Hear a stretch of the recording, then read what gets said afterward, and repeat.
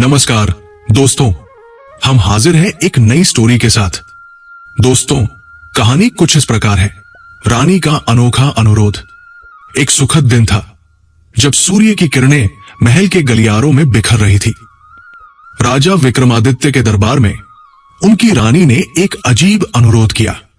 अपने मनमोहक अंदाज में उसने कहा, महाराज, मैं चाहती हूं कि आप मुझे एक ऐसा हार बनवा कर दे जो मेरे सौंदर्य को और भी बढ़ा दे, लेकिन इस हार में कुछ अनोखा होना चाहिए। मैं चाहती हूं कि इसे बनाने के लिए स्त्रियों के दूध से बने मोतियों का उपयोग हो। राजा इस सुध बुध खो देने वाली बात को सुनकर अचंभित हो गए। ये न केवल असंभव प्रतीत हो रहा था, बल्कि यह भी सवाल उठता था कि स्त्रियों का दूध मोती कैसे बनेगा। लेकिन रानी के मन को प्रसन्न करने के लिए राजा ने इस चुनौती को हंसते हंसते स्वीकार कर लिया।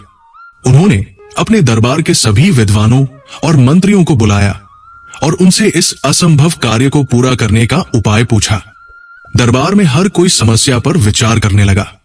कुछ ने इसे असंभव बताया तो कुछ ने मजाक में कहा, क्या रानी दूध की दुकान खोलने की सोच रही है? लेकिन राजा विक्रमादित्य को अपने धैर्य और बुद्धिमत्ता पर पूरा विश्वास था। उन्होंने घोषणा की, इस कार्य के लिए पूरे राज्य में सूचना दी जाए। जो भी इस समस्या का समाधान करेगा उसे मैं न केवल धन बल्कि मेरे दरबार में उच्च पद भी दूंगा। कुछ दिनों बाद एक वृद्धा, जो अपने अनुभव और ज्ञान के लिए जानी जाती थी, राजा के दरबार में आई।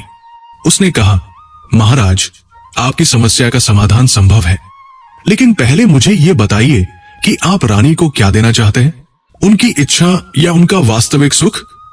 राजा ने उत्तर दिया, मैं रानी का वास्तविक सुख चाहता हूं।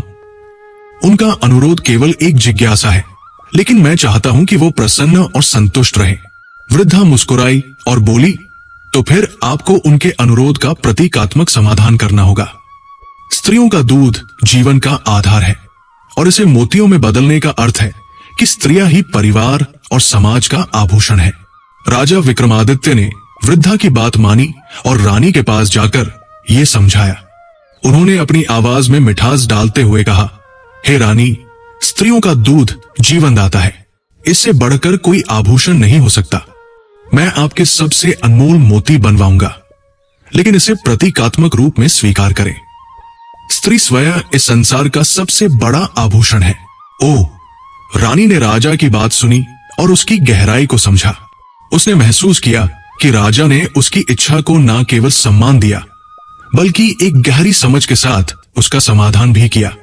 उसने राजा की बुद्धिमत्ता और प्रेम की सराहना की और कहा, महाराज, आपने मेरे दिल को जीत लिया। यह हार मेरे लिए अब अनमोल हो गया है। रानी ने खुशी से हंसते हुए कहा, अब मैं हर दिन इस हार को पहनकर हर स्त्री की महानता का गौरव महसूस करूंगी। दरबार में सभी ने तालियां बजाई और राजा ने मुस्कुराते हुए कहा, आज हमने न केवल एक समस्या का समाधान किया, बल्कि हमने हर एक स्त्री की महत्ता को भी समझा।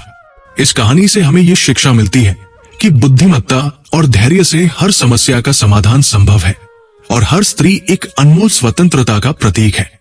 ऐसी मजेदार और शिक्षाप्रद कहानियां सुनने के लिए चैनल को सब्सक्राइब करें। धन्यवाद।